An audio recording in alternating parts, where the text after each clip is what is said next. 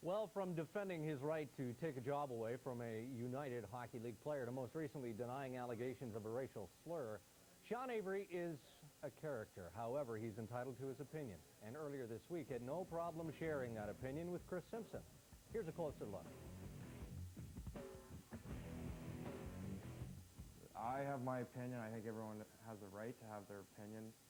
It may not be what people want to hear at times, but like I said, I think it's more of a shock factor of people actually hearing us talk and realizing that we do have personalities outside of the regular cliches from after-game interviews.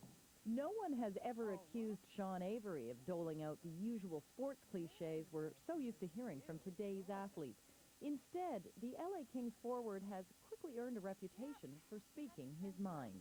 He made headlines last month when he called out French-Canadian Denis Gauthier for a hit he leveled at Jeremy Roenick in the preseason. Avery accused the action of being typical of French players who wear visors. Even with the furor that followed, Avery stands by what he said. I wouldn't have said it if I didn't mean it. Yeah.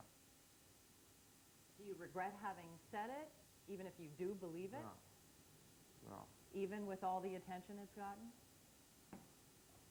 I wish it didn't get as much attention as it did, but, you know, obviously that's hindsight's a beautiful thing. So I have to face the criticism when I criticize somebody, and you know, you got to face the music sometimes. I understand that you actually wrote a statement of apology. Did somebody make you do that? It was a apology if I offended anyone. I don't think it was... An apology for what you said? It was an apology on a certain level, I guess. If there was people that I did offend by those comments, then I was apologizing to them. Avery was in the news again when it was alleged he'd used a racial slur against Edmonton Oiler George Laraque, an incident that could not be proven and that Avery adamantly denies. No, this has been a long-going battle between me and George that just is ridiculous and got completely blown out of proportion, and I don't know what... So why do you think he would have said that? I think if anyone watched the game and saw what took place, he was sent out, I think, to fight me, and that didn't happen. We ended up winning the game. I don't know. I don't know if George just wants to get on TV or what. I don't know. Has anyone from the team, though, Dave Taylor or Andy Murray, ever pulled you aside and sort of said, hey, maybe you might want to be a little less controversial? They bring the polisher out and try and actually physically do it to me. Yeah, it happens on a weekly basis, usually. I just wish other guys would start talking a little bit more and take the heat off me. Hopefully, I don't know, start talking somebody. Darcy Tucker's got to have something to say.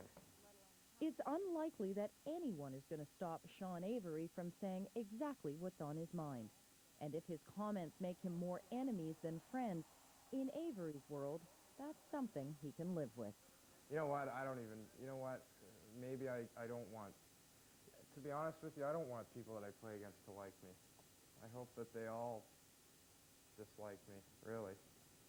And then doing your job? Yeah.